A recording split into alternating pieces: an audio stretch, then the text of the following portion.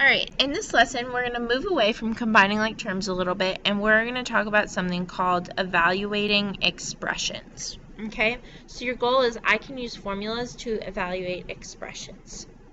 Alright, so how do you evaluate expressions? Well, it is two very easy steps. So step one is you're going to substitute the given value for the variable. So this is what a problem is going to look like that I give you. It's going to be a bunch of variables. And then I'm going to give you some information here. So I'm going to tell you what each letter equals. So I'm going to tell you what B equals and what C equals, or any of the letters in the formula. Okay? Now, step two is or part of step one is you're going to substitute those numbers in, and step two is you're going to solve it all the way down and simplify it if you need to. Okay? So in this case, I put 5 in for B, and I put 15 in for C. So 5 squared minus 15. So 5 times 5 is 25, minus 15 is 10. And that's all there is to it. So let's take a look here. So here we have A plus B. So A is 4 and B is negative 5. Now whenever you substitute values in for a variable, you should always do that in parentheses. And we've done this before in the beginning of the year. So we're revisiting this at a little bit of a higher level. So here what we're going to do is parentheses 4 plus parentheses negative 5. 4 plus negative 5 is going to be negative 1. And that's your final answer. Alright, A squared minus B. A is negative 6, so you're going to put the negative 6 in parentheses and square the entire thing, minus B, and oops, I don't need to put B in parentheses, I need to put 9 in parentheses. Okay, so negative 6 times negative 6 is positive 36, minus 9 is going to be 27. And that's your final answer. Take a look at our next one. So here we have A minus B plus C, but A minus B is in parentheses. So A is 16, and even though it's in parentheses, I still put the 16 in parentheses. Minus B is 7 plus C, which is 2. So 16 minus 7, that's going to be 6, 7, 8, 9, that's going to be 9 plus 2, which is going to be 11. With these, you need to remember that you are still always following order of operations. Always follow order of operations. Okay, so now we have a slightly different formula, and the picture may be confusing to you, but it's just actually there to be helpful, and if it's confusing, you can ignore the picture. So this is actually a formula for the perimeter of a rectangle, and formulas come in all different shapes and sizes. Formulas can be used for many different things, and we'll see a lot of formulas in this lesson. We'll see a lot of formulas in our geometry unit, but basically what you need to know is that use the formula and use the values that you're given and plug them into the formula. So in this case, we're trying to find the perimeter, which is P, okay? So P equals something. So we're trying to find what the perimeter is. So P equals 2, and do we know what K is? Yep, K is 8 plus 2, and then W is 4. Now notice how they're next door to each other. Remember that that's multiplication. So I need to do that multiplication before I do the addition. So again, we're going to have P equals. Now we're solving for the perimeter, so we're not actually putting a value in for P. Okay, so P is just going to be part of our answer. So 2 times 8 is 16, plus 2 times 4 is 8. So the perimeter equals 24. And that's our final answer. Alright, so this time we're finding two things. We're finding the perimeter and we're finding the area of the rectangle below. But in both cases, it's giving us the formula and it's giving us the information to put into the formula. And if the picture confuses you, don't look at the picture. So let's first find the perimeter. So again, P equals, oops, I didn't mean to put the 2 in parentheses, 2, and this time K is 4, plus 2, and this time W is 2. So P equals 2 times 4 is 8, plus 2 times 2 is 4. and when I add those up, P equals 12. So the perimeter of this rectangle is 12. Now I need to go ahead and find the area. So the K and the W are next door neighbors, which means they're being multiplied. So area equals 4 and 2 next to each other. Multiply them together. The area equals 8. We don't know what the units are, so we can't put them right now. Alright, same problem. It's asking us for perimeter and area of the rectangle below, but this time they're changing the numbers on us. So perimeter equals 2, and this time K is 10, plus 2, and this time W is 3. So perimeter equals 2 times 10 is 20, plus 2 times 3 is 6. So perimeter equals 26. But we also need to go ahead and find the area.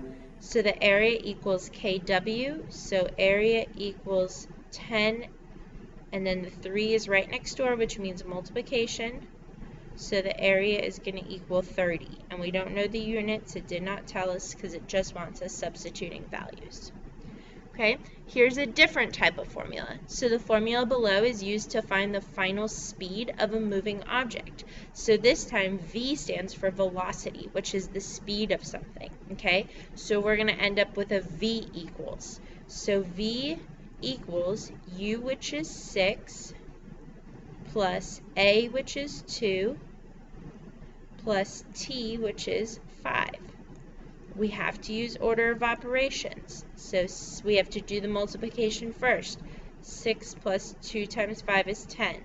So V equals 16.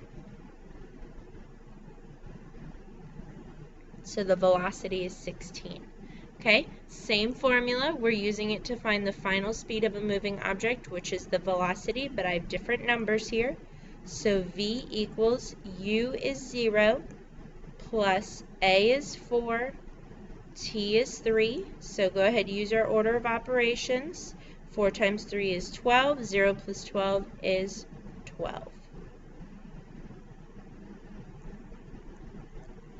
Alright, different type of formula yet again. So this formula is used to find the force of an object. Force equals mass times acceleration. The M is for mass, the A is for acceleration. So this time we have F equals M, which is 10, and A, which is 3. They're next door, so all we do is multiply them. F equals 30. Same formula, different numbers. We're finding the force of an object. Force equals the mass, which in this case is 200, the acceleration, which is 2. 200 times 2 is 400. So force equals 400. Alright, this time we're going back to perimeter, but we have a triangle this time. So the perimeter of a triangle is A plus B plus C. So perimeter equals, so A is 10, B is 12. Notice I'm still putting it in parentheses. C is 8. Order of operations. Left to right. 10 plus 12 is 22. Rewrite the rest of the problem. 22 plus 8 is 30. So the perimeter of this triangle is 30. We don't know the units, so we can't put the units. Alright, we have volume now. So volume of a box is found by V equals ABC. They're all being multiplied together. So V equals 2 times 3 times 10. But order of operations tells us we need to take it one step at a time. 2 times 3 is 6. Rewrite the rest of the problem. 6 times 10 is 60. So the volume of this box is 60. Alright, now we need to write an expression for the perimeter of this shape. So, using your combining like terms, what is the perimeter of this shape? Well, B plus B plus A plus C plus A. Combine like terms. We have a B plus B, A plus A, and we have a C. So let's see. We have b plus b, which is 2b. We have a c by itself, and we have an a plus a, which is 2a. Put them in alphabetical order. 2a plus 2b plus c. So this is the perimeter of that shape. I think it's a pentagon. 1, 2, 3, 4, 5. Pentagon. Now that you've created your own formula, find the perimeter. Plug in the numbers. So you have 2a plus 2b plus c. Now here's what a, b, and c stand for. So plug in 2 for a, plug in 3 for b, plug in 5 for c. So order of operations, 2 times 2 is 4, 2 times 3 is 6 plus 5, 4 plus 6 is 10 plus 5. So the perimeter of that shape is 15. All right, you try. Here's a couple of them. Here's some formulas. Please make sure that you are using the values for m and n right here. M is -3, watch that negative sign, and n is +4.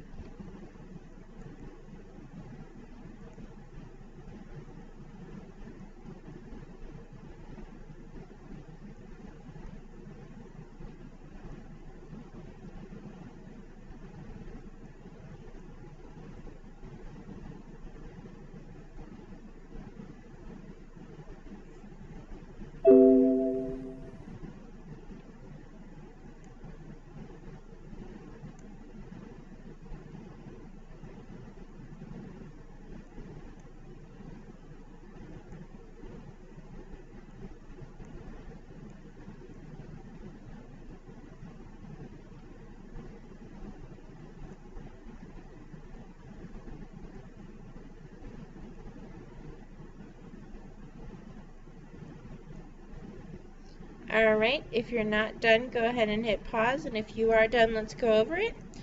So for the first one, by way of order of operations, you should have gotten 26, okay? And then for the second one, you should have gotten -8.5 if you change it to a fraction, -8.5, let me write that down too. If you made it a fraction, -8.5, or if you made it into an improper fraction, -17/2. Any of those would have been acceptable.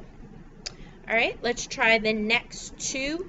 This time your m and n are different, so your m is +3 and your n is -4.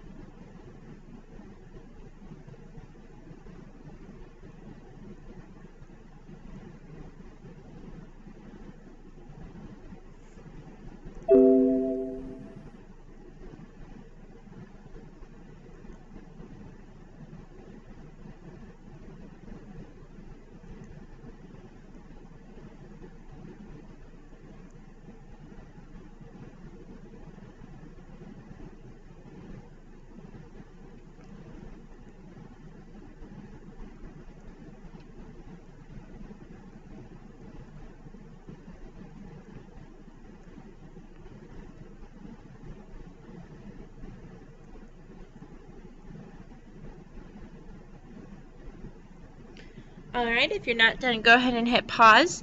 So for the first one, you should have gotten 5, and for the second one, you should have gotten 11.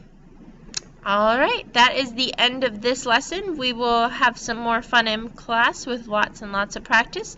Let me know if you have any questions.